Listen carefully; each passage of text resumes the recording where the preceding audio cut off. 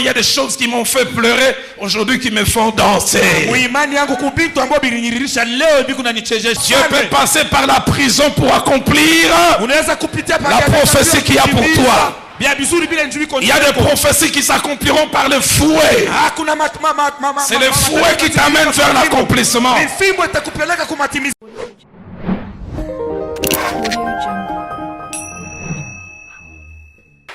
Je voudrais ce soir et les 3 soirées qui vont suivre,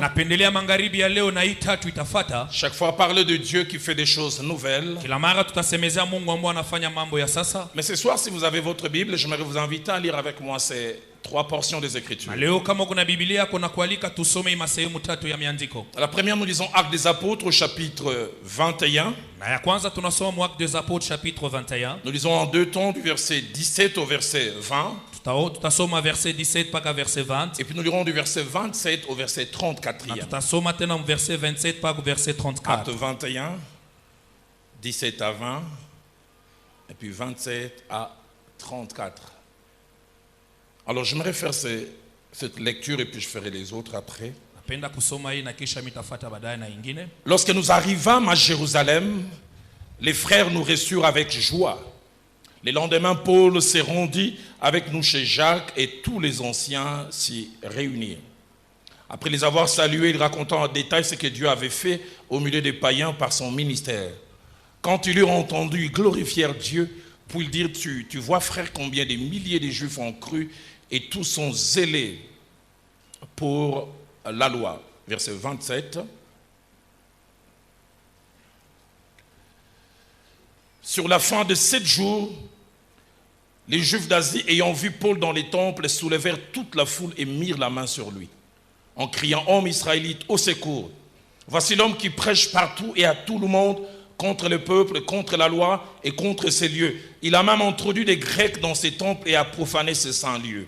Car ils avaient vu plutôt auparavant Trophime d'Éphèse avec lui dans la ville et ils croyaient que Paul l'avait fait entrer dans les temples. Toute la ville fut émue et le peuple a couru de toutes parts plutôt. Ils se saisirent de Paul et les traînèrent hors du temple, dont le porte fut aussitôt fermé. Comme ils cherchaient à les tuer, les bruits vint aux tribuns de la cohorte que tout Jérusalem était en confusion. À l'instant, il prit des soldats et des centeniers et courut à eux. Voyant les tribuns et les soldats, ils cessèrent de frapper Paul. Alors le tribun s'approcha, se saisit de lui et les fit lier de 2 chaînes. Puis il demanda qui il était et ce qu'il avait fait. Mais dans la foule, les uns criaient d'une manière, les autres d'une autre, ne pouvant donc rien apprendre de certains à cause de la tumulte, il ordonna de le mener dans la forteresse. Nous lisons aussi Philippiens au chapitre 1er, et nous lisons 3 versets, le verset 12, le verset 13, ainsi que le verset 14. Philippiens chapitre 1er, verset 12 au verset 14. Je veux que vous sachiez, frères, que ce qui m'est arrivé a plutôt contribué au progrès de l'Évangile. En effet, dans tous les prétoires et partout ailleurs, nul n'ignore que c'est pour Christ que je suis dans les liens. Et la plupart des frères dont le Seigneur, encouragés par mes liens, ont plus d'assurance pour annoncer sans crainte la parole de Dieu. Puis enfin, nous lisons dans l'Ancien Testament, Ésaïe au chapitre 55, et nous lisons 2 versets, le verset 8, ainsi que le verset 9. Car mes pensées ne sont pas vos pensées, et vos voix ne sont pas mes voix, dit l'Éternel. Autant les cieux sont élevés au-dessus de la terre, autant mes voix sont élevées au-dessus de vos voix, et mes pensées au-dessus de vos pensées. Amen. Amen. Je voudrais durant ces quelques minutes parler sur les sous-thèmes. Paul, Paulo, les projets du 4e voyage missionnaire, Dieu des choses nouvelles. Paul, Paulo, les projets du 4e voyage missionnaire, et le Dieu des choses nouvelles. Ce soir, au travers de cet épisode de la vie de l'apôtre Paul, nous allons voir combien il est important en tant qu'enfant de Dieu que nous puissions laisser Dieu faire dans notre vie ce qu'il veut, comme il veut. Taona mara ngapi ni amana kabisa mu maisha yetu kama batoto ba Mungu, tumwache Mungu mu maisha yetu kufanya bila anapenda na vile anapenda. Car le Dieu de la Bible travaille des fois au-delà de notre entendement, au-delà de notre intelligence. Kwani Mungu wa Biblia hanatumika zaidi ya mawazo yetu na zaidi ya kuchunga kwetu. Et si le message de ce soir vise plusieurs objectifs, Na mjumbe ya magharibi ya leo inakuwa na mashabani il yengi, y en a 4 principalement. lakini kuna kwa ine ya katikati. Le premier objectif Mashaba ya kwanza nous amène à reconnaître la nécessité de ne pas être prompt à tirer des conclusions hâtives dans notre marche avec Dieu. tayua maana kabisa ya bila kubeba mipango kwa haraka mu maisha yetu na Mungu. Et quand je parle de conclusions hâtives, j'aimerais dire même des conclusions négatives. Wakati mimi nasemea mipango ya mijima kuna kwa ina ya mubaya. Lorsque nous ne comprenons pas ce que Dieu permet que ça nous arrive. Wakati hatuelewe ambayo Mungu anaruhusu itufikie. Lorsque nous voyons des choses se passer différemment de nos rêves, de notre planification. Na wakati vitu vinapitika tofauti na bila ambao tunakuwa Ne nafikiria. pas être prompt à tirer des conclusions hâtives. Hapana kuya haraka mkubeba mipango. Deuxième objectif, au travers de cet enseignement ce soir, Na shabaha ya pili kupitia hii mafundisho magharibi ya leo, nous amener à pratiquer cette nécessité, itatusukuma tuweke katika tendo hile mafaa celle d'être quelquefois flexible ya kuwa kila mara mwenye kuwa na utayari et non rigide dans notre marche avec Dieu. hapana kuwa mkamilifu wa nguvu sana mwenendo na Mungu. De ne pas coûte que coûte mordicus tenir à ce que Dieu fasse certaines choses. Hapana paka se mpaka Mungu atafanya mambo fulani. J'aime souvent dire, quand Dieu ferme une porte avec un cadenas, ne va pas chercher un marteau pour casser ça. Na mimi nasema wakati Mungu anafunga mulango na kofiri hatafuta marto njoo ya kuipomona. Les quelques années que j'ai dans le Seigneur, Miaka ambayo mimi nakuwa nayo ndani ya j'ai Bwana, appris que si Dieu ferme une porte à gauche, c'est que sûrement là, il a ouvert une autre à droite. nilifunda kama anafunga mulango kushoto kuume atafungula ingine. Et si seulement je peux avoir les yeux pour voir, je peux comprendre. Na kama naweza kuwa na macho ya kuona mitaelewa.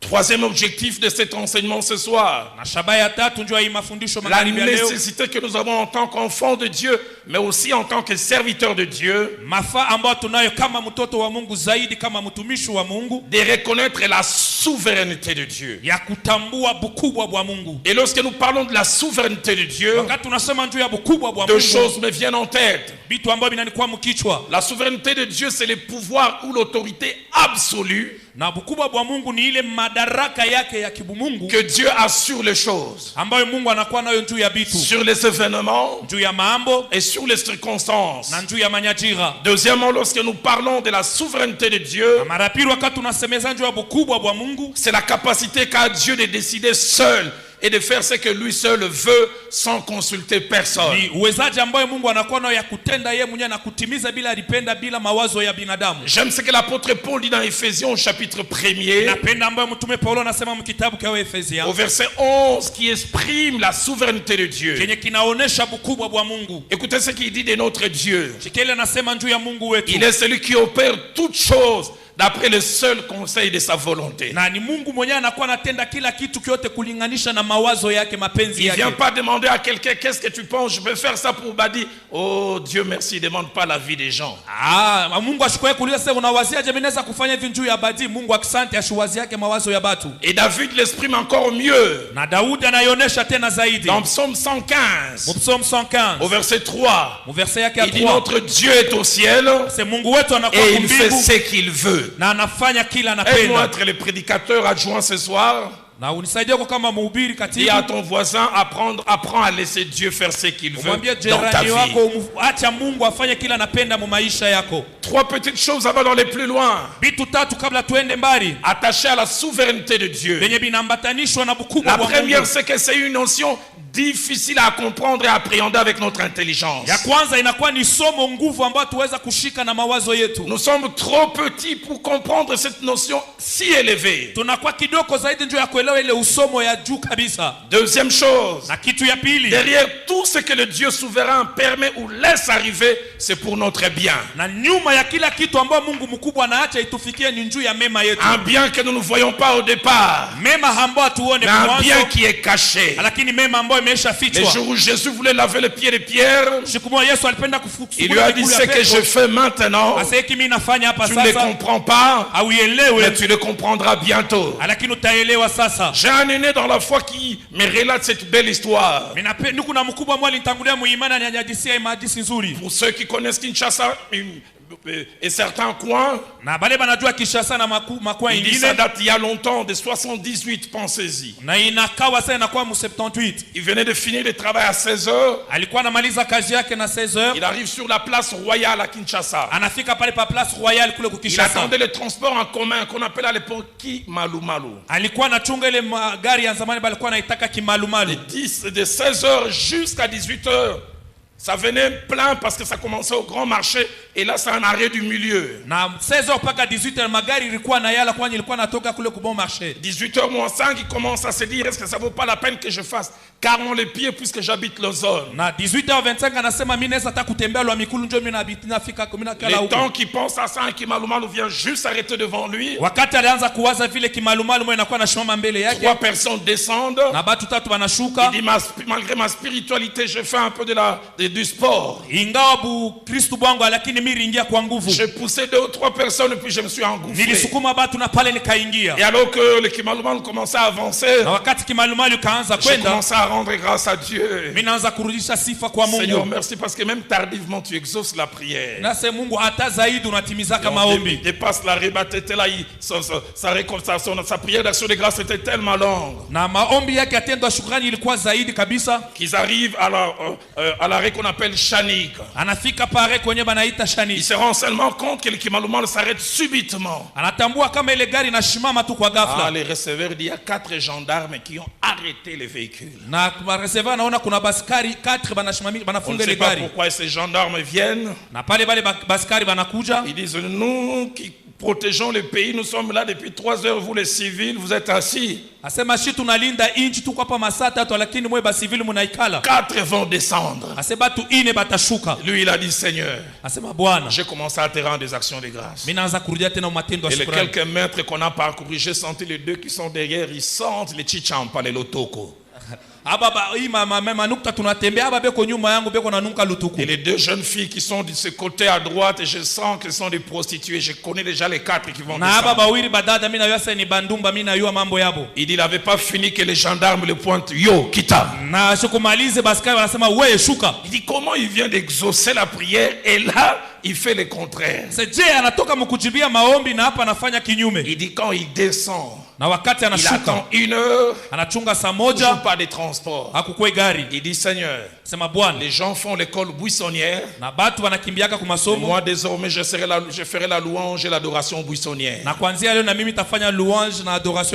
Pour que cette bouche s'ouvre pour te louer, toi-même au ciel tu dois venir l'ouvrir. Na makambo salingai. 19h. Il dit, bon, j'ai parcouru quasiment la moitié du trajet. Je suis pas très loin de Kitambo. Je vais descendre place Jean 23 et puis je vais remonter, j'arrive. Il dit, je vais faire les pieds. Il arrive à Kitambo, il voit un grand attroupement. 3 ambulances qui montent et qui redescendent. Il dit, mais qu'est-ce qu'il y a? Il y a un Kimalumalu qui est venu 1 heure, ça fait un tonneau. Et apparemment il n'y a aucun survivant. Et il va voir. Et juste quand il arrive, il voit on est en train de faire sortir les policiers qui avaient pris sa place sans vie, mort. Là où il était, il s'est mis à genoux. Il dit merci.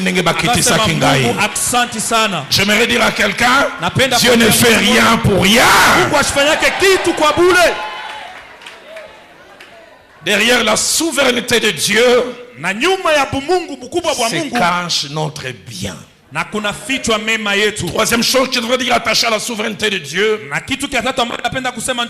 dans sa souveraineté, Dieu nous impose des choses que nous ne voulons pas, que nous n'aimons pas, mais des choses que nous apprécierons après. Et si tout ça, ça fait partie du 3e objectif de cet enseignement. 4e objectif, c'est la nécessité de savoir que Dieu n'est pas un homme. Ni maana ya kujua kama Mungu asiko Il binadamu. ne pense pas comme nous. Ashiwazake sawa Il siye. n'agit pas comme nous. Ashitendake sawa Dans siye. Isaïe chapitre 55 que nous avons lu, Mwezai 55 mle tulisoma. verset 8 Verset au yake ya verset 8 9, na verset il 9. dit à Isaïe, mes pensées ne sont pas vos pensées. Anamwambia Isaya kama mawazo yangu haiko mawazo yenu. Mes voix ne sont pas vos voix. Manjia zangu haiko kama manjia Et j'aime zenu. ce qu'il ajoute. Napenda kila Autant les aliongeza. cieux sont élevés au-dessus de la terre, Zaidi mbingu inakuwa juu ya autant udongo. mes voix sont élevées au-dessus de vos voix. Na zaidi manjia yangu inanyunyuliwa Et juu ya mes majina yenu. pensées au-dessus de vos Na pensées. mawazo yangu zaidi ya mawazo yenu. J'aime la traduction français courant. Minapendaka tafsiri français courant. Écoutez ce que français courant dit. Sikia kile français courant Ce anasema. que je pense Kile miko na n'a waza rien de commun avec ce que vous pensez. haifanana hata na bile mwe muku na waza. Et vos façons d'agir Na manamna yenu ya n'ont kutenda rien de commun avec mes façons à moi de travailler. haifanane na namna yangu ya kutenda. Et les deux premiers textes que nous avons lus Na usomi mbili ambao tulisoma nous parlent un tournant dans la vie de l'apôtre Paul. inatusemezea mambo mwa ambayo ilipitika mu maisha ya mtume Paulo. Le premier nous parle d'un événement apparemment négatif Na ya kwanza inasemezea mambo mwa ya mbaya. qui arrive dans Acte 21. Na wewe inafika mu Act 21. Et 4 ans après, Na miaka ine dans kisha Philippiens 1, 12 à 14, il a un langage étonnant, un langage positif. na mu Philippiens 12:14 anakuwa na misemo moja ya mzuri ya kushangaisha. Alors pour mieux comprendre surtout Acte 21, Na njoo ya kuelewa mzuri Act 21, quand Paul a fini le 3e voyage missionnaire na wakati Paulo alimaliza safari et yake ya qu'il va tatu aller quelque part, na alipenda kwenda et qu'on fasi moja l'arrête, na banamfunga, il est bon que nous puissions voir les contextes. ni vyema tujue ni muhali kani. Je le fais en 5 points. Nilifanya manukta 5. Premièrement, Ya la kwanza scène de Acte 21 na ile mambo ya mu Act se 21 passe vers l'an 59 ou 60 après Jésus-Christ. na inapitika mu 59 60 kisha kuwa kwa Yesu. Ça se passe à la fin du 3e voyage missionnaire de Paul. Inapitika kumwisho ya safari ya tatu ya Paulo. Cela fait entre 29 et 30 ans depuis que l'apôtre Paul est converti. Inakuwa katika miaka 29 wala 30 tokea yeye alimpatia Yesu maisha yake. Deuxième chose, attachée à l'arrière-plan de ce texte, Na kitu kia pili ambacho kinaambatanishwa na mawazo ya nyuma ya hii c'est qu'à ce andiko moment et de sa vie, mais surtout de son ministère, ni kwa ile wakati ya maisha yake zaidi ya huduma wake, Paul est comme lassé, il est fatigué. Il a l'impression qu'il a atteint l'apogée dans son ministère. na Paulo alikuwa kamaanisha kuchoka, aliona kama alifika juu kabisa muhuduma yake. Il a l'impression qu'il a tout vu de ce qu'il devait voir dans les contrées où il a travaillé. Aliona kama anisha kuishi yote ambayo alipasha kuona muwali mwenyewe alikuwa anatumikia. Lorsqu'il écrit aux Romains, Na wakati anaandikia Waroma, dans Romains chapitre 15, Romains chapitre 15 au verset 23, au verset 23, écoutez ce qu'il dit. mwangalie anasema, Je n'ai plus rien de ce qui me retient dans ces contrées. na shina na kitu ambacho kinanishika tena mali hapa. Il a l'impression qu'il a tout fait. Anamania kama alifanya yote. La version française courant dit, j'ai achevé mon travail dans ces régions-ci. Na français courant anasema mimi namaliza kazi yangu kwa hii fasi. La version de Semeur va plus loin. Na version Semeur inaenda zaidi. Le Semeur dit, je n'ai plus de champ d'action dans ces régions. Anasema tena shina nafasi ya kutendea mwa hii mali. Troisième chose, Na kitu kia tatu, c'est que Paul, en ce moment-là, ya kama Paulo kwa hii a le wakati désir de réaliser un vieux rêve, anakuwa na nia ya kutimiza ndoto yake ya un zamani. vieux projet qui a toujours tenu son cœur. Na matayarisho yake ya zamani ambayo inashikwaka moyo C'est wake. ce projet que lui-même appelait les 4e voyages missionnaires. Na matayarisho ambayo mwenye aliita safari ya ine ya mtumishi. Et il avait comme projet, au-delà de toutes les régions qu'il avait visitées, Na zaidi ya mafashi yote ambayo alipegua, il tenait à visiter l'Europe de l'Ouest. alipenda kabisa kwenda kwa Europe ya Il Uwest. rêvait d'arriver à Rome. Alipasha kufika ku Rome, Il rêvait d'arriver dans les recoins de l'Italie. alipasha kufika zaidi kule ku Mais Italy. il avait surtout les rêves d'arriver dans l'actuelle France qui s'appelait la Gaule de l'époque. Na alikuwa na hamu ya kufika ku France ya leo ambayo wanaitwa Gaul kwa wakati ya zamani. On a trouvé des écrits, il rêvait d'arriver dans la Saxe, l'actuelle Allemagne. Na alikuwa na maana ya kufika tena kusasi ile na kwa Allemagne ya leo. Quand il écrit dans Romains au chapitre 1er, Wakati anaandika mu Romains chapitre 1er, verset 13 au verset ya et 13. verset 15, il est Na dit, verset 15 anasema, il dit, je ne veux plus vous laisser ignorer, frères, mishipende mubakie bila kujua. que j'ai souvent formé le projet d'aller vers vous, Na minakuwaka na mania ya kuya kwenu, afin de recueillir quelques fruits parmi vous, ili nipate kwa matunda fulani katikati comme yenu parmi les autres nations. na katika Vous mataifa qui êtes ingine. à Rome, mon rêve c'est aussi d'arriver là où vous êtes. Na ndoto yangu ni kufika kule mwiko. Mais il dit à la fin du verset 13, Na kumwisho wa verset 13 mais j'en anasema ai été empêché juste ici. lakini nilizuiza mpaka hapa. Au verset 15, il dit, Na verset 15 anasema ainsi j'ai un vif désir de vous annoncer aussi l'évangile à vous. na hapo niko na nia kubwa ili niwatangazie habari njema. Il a un projet, il a quelque chose à laquelle il tient comme toi et moi. Anakuwa na matayarisho na kitu ambacho anapendelea kabisa kifike kama wewe na mie. Quatrième chose, Na kitu ya c'est que ine, non seulement Paul a un plan, un rêve, un projet, hapana tu Paulo anakuwa na ndoto na matayarisho na mais il a mambo fulani. presque tout planifié. Na hapo alikuwa anishapangia Il a yote. tout prévu. Alikuwa anisha yote. Romains chapitre 15, Romains chapitre 15 verset 25 na verset 25 et verset 27. na verset 27. Il dit présentement je vais à Jérusalem. C'est là où il va dans Acte 21. Hapa mimi kunenda ku Jerusalem ndio pale mu Acte 21. Pour les services des saints. Juu ya makazi ya Oh, mais watakatifu. écoutez le verset 27 et 28. Mshike verset 27 na Dès 28. que j'aurai terminé cette affaire Wakati mitamaliza hii et mambo que je leur aurai remis ces dons, na wakati weke ile je mazawadi partirai pour l'Espagne mitaenda ku et Espagne je passerai par chez vous. na mitapitia kwenu. Tout est planifié. Yote alikuwa ameshatayarisha. Tout est prévu. Yote ilikuwa nishiko tayari. Ah, mais il ne sait pas. Na hapo hakuwa C'est najua. que Proverbe dit, Kenye proverbe dans inasema Proverbe 19, Mezali 19 verset wanasema 20, il y a dans le cœur de l'homme beaucoup de projets, sema moyo ya mtu mna mais matayarisho c'est le mingi. dessein de l'Éternel qui s'accomplit. Ujio tu ya Mungu ambao ndio Toi et moi, on a inatimizika. le droit de rêver, de penser à plusieurs choses, Na wewe tunazania kuwazia kubitu mais ya c'est le mingi. dessein de l'Éternel qui Lakini ni s'accomplit. mapenzi ya Mungu ndio inatimizika. J'aime encore l'humilité et la prudence Mimi napenda kabisa unyenyekevu na uwerevu. à laquelle l'apôtre Jacques nous appelle. Kwenye mtume Jacques anatwita. Dans Jacques 4, Jacques 4 verset 13 verset 13 au verset 15, na verset 15. il dit à vous maintenant qui dites, Ase kamwe nini mnasema? aujourd'hui, demain, Leo wala kesho nous irons dans telle ville, tutaenda mumuji fulani. nous y passerons une année, Na hapa tutapitisha hapo mwaka nous moja. trafiquerons Na hapa tutatumika et nous gagnerons. na hapo tutapata. Vous qui ne savez pas ce qui arrivera demain. Mwe amujue kile kitafika kesho. J'aime la fin du verset 15. Na kumwisho wa verset 15. Devriez au contraire dire si Dieu le veut. Sema kama Mungu anapenda. Si Dieu le veut. Kama Mungu anapenda. Il y a des choses que j'ai voulu qui ne se sont jamais Kuna réalisées. vitu ambavyo nilitamania lakini J'en habiyafikaka. parlerai tout à l'heure à la fin. Nitabisemeza kumwisho hapa. Cinquième chose, Na kitu kia c'est tano Acte 21, mu Acte 21 17 à 34, inakuwa ni nous mapatano. montre que lorsque l'apôtre Paul arrive à Jérusalem, Naonesha wakati mtume Paulo anafika ku avec l'idée Yerusalemu de laisser les dons na mawazo ya et kuacha d'aller à Rome, et zawadi puis en Espagne, et puis plus loin, ya kwenda mu Rome na mu Hispania na zaidi, quelque chose arrive. na kitu mwa kinafika. On l'arrête Banamfunga et on l'amène à la forteresse. na pale banamupeleka ku forteresse. Tout s'écroule.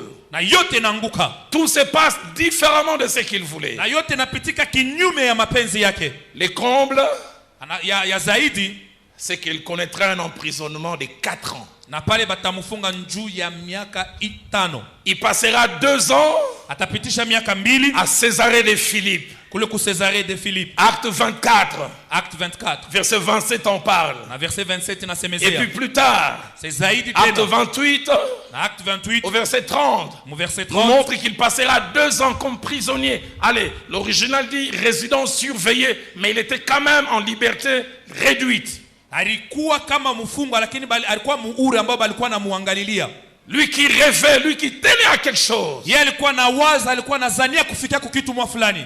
Il était attaché à cette vision. Aliambatanishwa kabisa na ile onyo yake. Et là, il a comme un véhicule arrêté par un frein à main. Na pala nakuwa kama ni mugari ambao balishimamisha na frein ya mkono. 2 ans, celui qui aimait bouger ne bouge presque plus. Alipasha kutenga na mwenyewe alitenga ashitenke zaidi. Il est comme une marchandise, il passe de tribunal en tribunal, de prétoire en prétoire. Anakuwa kama marchandise ambayo inatoka ku tribunal na tribunal ku prétoire na prétoire. 2 ans. Miaka 2. Et puis 2 ans encore à Rome. Na miaka 2 ingine ku Rome. Tout ce qui lui arrive, Yote ambayo inamufikia. si ça nous arrivait à toi et à moi, Kama bilitufikia mimi na la wewe. tentation de faire plusieurs choses. Na hapo jaribu ilipasha kwa vitu La mingi. première tentation, c'est de se dire j'ai échoué. Ya kusema kama mimi nashindwa. Je n'ai pas réalisé la chose à laquelle je tenais. Lakini sikutimize mapenzi yangu. Dieu ne m'a pas donné ce que je voulais. Na Mungu asikunipatie kenye nilikuwa La napendelea. deuxième tentation, Na ya pili c'est être lotasema amer et révolté vis-à-vis de Dieu. hapana ulipasha kutomboka njuu ya Je le Mungu. sers avec fidélité. Mimi namtumikia na Et uaminifu. ces rêves qu'il y a dans mon cœur, n'est-ce pas lui qui l'a placé? Ndoto ambayo inakuwa muroho yangu chini yeye ndio Mais aliiweka. pourquoi a-t-il permis qu'on m'arrête? Na njoo alina ruhusu banifunge. La troisième tentation, Na ya tatu c'est remettre en question l'amour ainsi que la bonté de Dieu vis-à-vis de nous. ni hapo ni kushakia mapendo na uwema wa Mungu juu yetu. La quatrième tentation, Na ya ine c'est le découragement. inakuwa ni kupunguziwa kwa moyo. Paul doit s'étonner.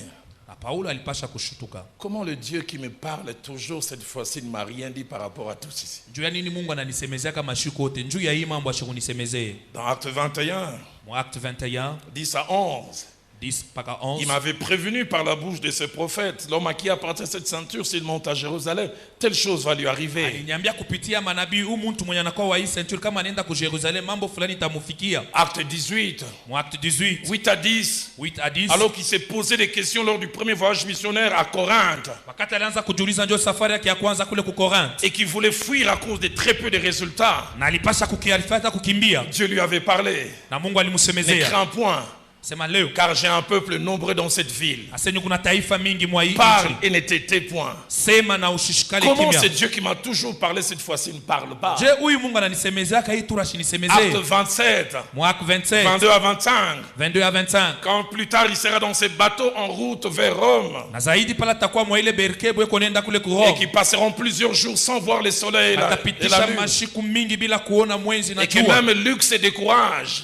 Na ye mwenye na bengine banapungukiwa kiasi. Et Luc dit, nous perdîmes enfin toute espérance de nous sauver. Na yeye anasema tunaweza kuokolewa. Dieu lui a parlé. Na Mungu alimsemezea. Et lui-même le dira. Na yeye mwenye Un alisema. ange du Dieu à qui j'appartiens m'est apparu cette nuit. Na malaika wa Mungu mwenyewe niko Et alinionekania il m'a dit, usiku il wa n'y aura leo. aucune perte Anatuambia sema hakuna hata mtu si moya ce n'est celle du navire. atakufa bila tu kupotesha J'en kwa parlerai hii. demain.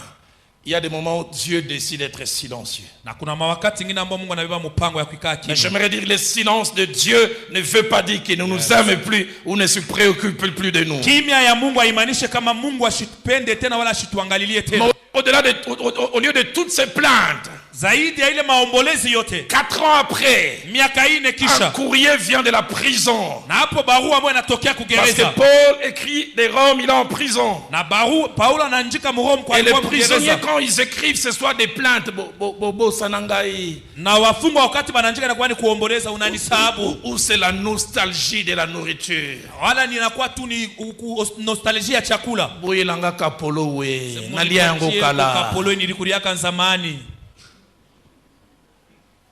Mais au lieu de tout cela, Na zaidi pali ya ile yote, c'est un prisonnier qui au moins à 6 reprises communique la joie aux hommes libres. alikuwa ni mfungwa ambao mara 6 anapelekea uhuru kwa Réjouissez-vous dans le Seigneur. Je le répète, réjouissez-vous dans le Seigneur. tena mufurahie ndani ya Bwana. Mais il ne s'arrête pas là. Dans Ashikusimamie pale. Philippiens 1:12, il dit, Mfilipiens 1:12 j'aimerais que anasema, vous sachiez minapenda que ce qui mjue m'est arrivé hili a nifikia contribué au progrès de l'évangile. hapo ilisaidia kukuendelea kwa habari njema. Presque une action de grâce. Ilikuwa ni tendo ya shukrani. Ce qui m'est arrivé Hili nifikia a contribué au progrès de l'évangile. ilisaidia kuendelea kwa Aide-moi à habari dire à ton njema. voisin, Sema na jirani un wako, emprisonnement peut contribuer au progrès de l'évangile. kufungwa kunaweza kusaidia kuendelea kwa Change habari de njema. voisin, dis à l'autre. Badilisha jirani umwambie mwingine. Des choses négatives peuvent sortir de nouvelles choses. Vitu vya vibaya kunaweza kutoka vitu vya sasa. Des fois, l'usine qui fabrique de bonnes choses s'appelle de mauvaises choses. Zaidi kampuni ambayo inafanyaka vitu vizuri inaitwa vitu vibaya. Lorsqu'il dit ce qui m'est arrivé Wakati anasema hili a nisikia, contribué au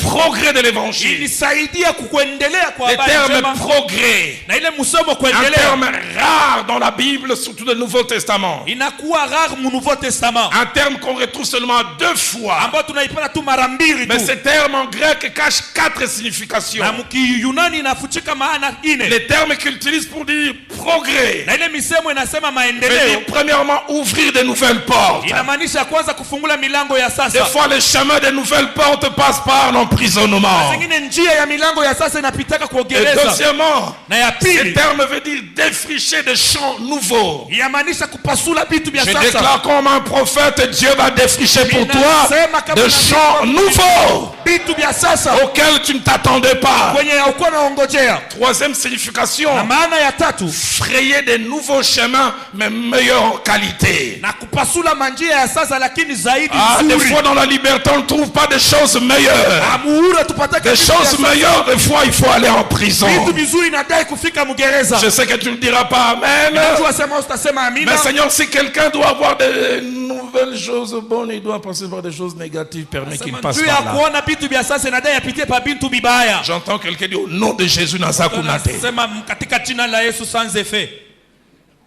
Quatrième signification Na maana ya de ine ces termes, c'est offrir de nouvelles opportunités. ni kupata mabahati ya sasa. Ouvrir des portes qui n'ont rien à voir avec tout ce qu'on a connu. Kufungula milango ya ambatana na bile vyote tuliishi. Pourquoi Paul parle-t-il ainsi? Juu ya nini Paulo anasemezea Trois hivi? raisons. Masababu La tatu. première, Ya kwanza, il a vu Dieu aliona Mungu partir d'une matière première appelée choses négatives yarenda ku mambo ya sasa ya kwanza ile banaita bintu vya bibaya pour produire un produit fini appelé choses positives. njuu ya kutosha kitu kia maana ambayo tunaita kitu J'aimerais dire à kizuri. quelqu'un, la matière finale peut partir d'une matière première qui n'en a pas l'air. Minakwambia sema mambo matiere ya mwisho inaweza kuanzia kubitu ambayo havina tabia maana. Deuxième des choses pour laquelle il dit cela, Na kitu kia pili njoo ile anasemezea vile. il a vu Dieu passer par des méthodes et des chemins inattendus. Aliona Mungu kupitia kumanjia na bifaa benye hawakuwa Mon naongojea. pasteur, le frère Jacques-André Vernon disait, Na pasteur Jacques-André Vernon alikuwa anasema Dieu peut t'amener au nord en allant par le sud. Mungu anaweza kukupeleka kunora lakini unaenda kusud. Mais toi, tu es tellement intelligent, quand il t'amène là, tu lui donnes un cours de géographie. Seigneur, le nord, c'est là-bas. Wewe kuna akili sana, mwambia wakati yako nakupeleka sasa Bwana kwa kuendea ni huko. Dieu sait ce qu'il fait. Mungu anajua kile J'en konafanya. parlerai à la fin. Il y a des choses qui m'ont fait pleurer aujourd'hui qui me font danser. Muimani yangu kubitu ambao bilinyiririsha leo biku nanichezesha. Troisième chose pour laquelle Paul dit cela, Na kitu kia tatu ndio ile Paulo anasema vile il a vu Dieu faire aliona Mungu kufanya au-delà de ce que lui pensait, zaidi ya bila yeye alikuwa au-delà de ce anawazia. que lui il rêvait, Zaidi ya bila yeye alikuwa au-delà analota. de ce qu'il pouvait s'imaginer. Zaidi ya bila yeye aliweza Et kuwazia. parmi ces choses inattendues qui font dire à Paul, Na bila bitu ashikuwa nongojea binamwambia ce qui Paulo. m'est arrivé Hivi a bilinifikia. contribué au progrès de l'évangile. Bilisaidia kuendelesha kwa habari njema. Il y en a trois. Kuna bitu tatu. La première, Na kia qui kwanza fait jaillir Paul de joie, kenye kinamtosha Paulo na furaha. c'est qu'il a fallu l'emprisonnement à Césarée de Philippe Ilidai bamufunge kule ku Césarée et de puis Philippe finalement à Rome na pale ku Rome pour que Paul voie une prophétie de plus de 30 ans s'accomplir. na njoo aone matabiri ambayo ya miaka 30 inatimizika. Et une prophétie dont il pensait que Dieu avait oublié. Matabiri ambayo aliweza sema Mungu alisabu. Il pensait que cette prophétie était périmée. Aliweza sema ile matabiri ilisha J'aimerais dire à kuharibika. quelqu'un, Napenda kuambia ma mtu Bible mmoja dit Dieu veille sur sa parole pour na l'accomplir. Mungu anakesha paneno yake juu ya kuyatimiza. Pasteur Babi, quand je prêche à Kinshasa, Pastor Badi wakati minahubiri bon, je donne Kinshasa, cet exemple, ça dérange un peu les gens qui aiment trop le foot. minaletaka hii mfano inauzuishaka bantu ambao banapenda mpira. Je leur dis à Kinshasa, on dit de Vita, c'est une équipe qu'on appelle Nzombo. Na minasemaka ku Kinshasa Vita wanasemaka ni ekipa inaitaka Zombo le Je suis soir. pas fanat de Vita. Ni mishina mshadiki Vita, wa tant que le Vita. match n'est pas fini, faites attention. Na kama Vita match yamalizika kebange. Et Dieu, sans être de Vita, des fois aussi Dieu est Nzombo le soir. Na Mungu bila kuwa Vita na yeye anakuwa Zombo le soir. Ah, il aime le temps additionnel. Na anapendaka ile maminiti ya Vous avez kuongeza. l'impression que le match est fini. Pale unasema kabumbu inaisha. Plusieurs fans de Vita, ils voient 90e minute, ils sortent. Na bengine bafani ya Vita Mais quand ils arrivent wakati banafika au rond-point Kimpwanza, pale paron ils entendent au stade, waouh! anashikia Ils sont wow. obligés de retourner, Na pale banakazisha mais ils verront kurudia. le but à la télévision. Na bataona J'aimerais goli dire à kwa quelqu'un, televisheni. reste dans le stade. Napenda kuambia bakia mustad. Tant que ce n'est pas fini, Ingawa il yamalizika va le faire. Quand atayafanya. l'apôtre Paul s'était converti, Na mtume Paulo dès wakati le premier jour de sa conversion, siku ya kwanza ambayo il a eu une Yesu, prophétie. kulikuwa matabiri. Ananias est venu le voir. Ananias alikuwa Acte kumwambia 9, Acte au 9 verset 15. mu verset 15 Dieu a dit, tu as un instrument. Mungu anasema wewe ni Tu prêcheras chombo devant les nations, ya mbele ya devant les mataifa, fils d'Israël mbele ya watoto wa et Israeli devant les rois. na mbele ya wafalme. 30 ans après, Miaka Paul 30 a kisha prêché devant les nations, alihubiri mbele devant ya les fils mataifa, d'Israël, mbele ya watoto wa mais aucun Israeli roi. na hapakuwa hata mfalme moya. Aha. Est-ce que Dieu avait-il menti? Eti Mungu alilanda. Ah, c'était un message symbolique. Inakuwa tu ni mjumbe ya kionesho. Chef à quartier nakutanaka na yende roi. Asema chef wa hii quartier nilikutana naye, yeye ndio mfalme. Dieu parle de manière symbolique. Na Mungu anasemaka munamna ya kionesho. Il a fallu l'emprisonnement. Et quand Paul a été emprisonné, il a rencontré 2 gouverneurs et il a rencontré 2 rois. Il a rencontré Festus. Il a rencontré Félix, qui étaient des gouverneurs mais qui étaient presque des rois en détachement. Dieu peut passer par la prison pour accomplir la prophétie qu'il y a pour toi. Il y a des prophéties qui s'accompliront par le fouet. C'est le fouet qui t'amène vers l'accomplissement. Mais non seulement ça. Actes des apôtres 26, Paul rencontre le roi Agrippa. Et finalement dans Acte 28, il est à Rome. Il rencontre César. Je me dire à quelqu'un, le Dieu de la Bible ne trompe pas. Ma Bible moi dit, c'est une prophétie dont le terme est fixé. Elle ne mentira pas. Elle ne mentira pas. J'aime ce que ma Bible ajoute. Si elle tarde, ah bon, elle peut tarder. Si elle tarde, attends-la. Attends-la. Car elle s'accomplira. Elle s'accomplira certainement. Hier soir, j'étais en train de prier. Je vis, j'entrais dans cette église. Sur 1000 personnes, il y avait au moins 600 enceintes. Mais ce qui me frappait, hommes et femmes enceintes.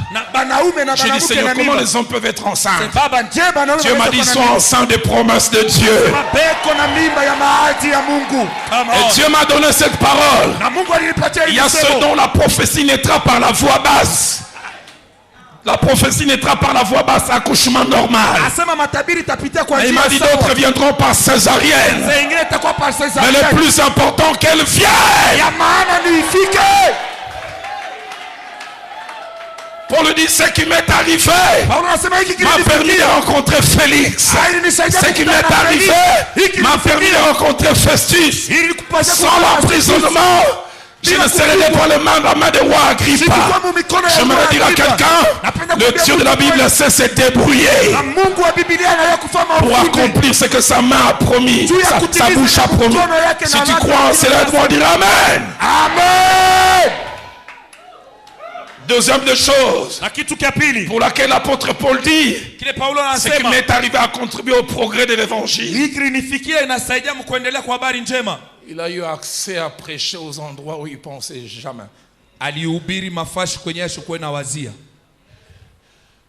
Il a eu accès à la garde rapprochée de César.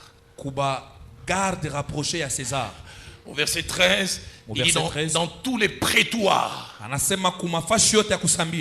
Les prétoires étaient composés des commandos de César dont les communs de mortels ne voyaient pas le visage. Des écrits ont montré qu'il ne sortait qu'une fois l'année. Et Paul a eu accès à eux. Il dit, je prêchais dans tous les prétoires. Des fois, tu rêves de Rome, tu rêves de l'Espagne, tu rêves d'arriver à Gaulle en France. Dieu peut t'amener à voir des gens rares. J'en parlerai à la fin.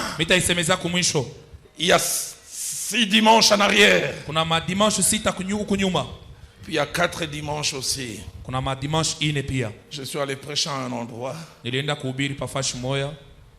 je ne pensais jamais y être. Prophète réussite. Je suis né dans une famille pauvre. Je n'ai pas eu besoin de dictionnaire pour connaître la signification de la pauvreté. Mon ventre connaissait quoi la pauvreté. Mon petit frère, on dormait sur un lit qui n'avait pas 4 pieds, qui en avait 3. Les gens normaux, quand ils dorment, ils se lâchent. Nous-mêmes en dormant, on était prudents.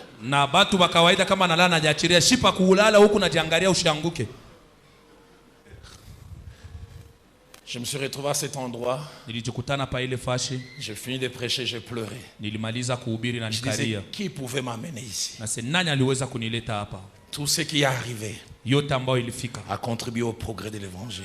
Ilisaidia De mkuendelea. telle sorte quand Paul écrit aux Philippiens, Na Paulo anaandikia wa écoutez ce qu'il leur dit. Musikie ambayo Dans anasema. Philippiens chapitre 4, Mu Philippiens chapitre 4, au verset 22, au verset 22. il dit tous les saints vous saluent. Ase batakatifu bote Et banamisalimia. principalement ceux de la maison de César. Na kwa pekee bale ba munyumba ya César. Vous savez quoi Paul veut dire? Paulo alifika sema nini? J'ai une cellule dans la maison de César. Lakini niko nafasi munyumba ya César. La version français courant le traduit mieux. Français courant inasema Il zaidi. dit tous les croyants d'ici, Ase ba minifu bote et ba hapa. spécialement ceux qui sont au service de l'empereur, vous adressent des Na kwa salutations. pekee bale banakuwa na mtumikia empereur banamisalimia. Dieu peut fermer la porte du 4e voyage Na missionnaire, Mungu anaweza kufunga mais mlango wa ouvrir safari la ile. porte pour des endroits auxquels tu ne pensais Na kufungula jamais. milango juu ya mafashi yenye hakuwa na waziaka kamwe. Quatrième et dernière chose, je finis. Na kitu kia mwisho ambayo mimi namaliza. Paul Paulo a eu durant ces 4 ans kwa kadiri ya hii miaka 4 à gagner des âmes en quantité comme jamais avant. na hapo alipovuta manafsi ya mingi zaidi. Et à Césarée Na kule ku Cesare et à Rome, na ku Rome, il faisait partie des prisonniers que les Romains considéraient comme dangereux.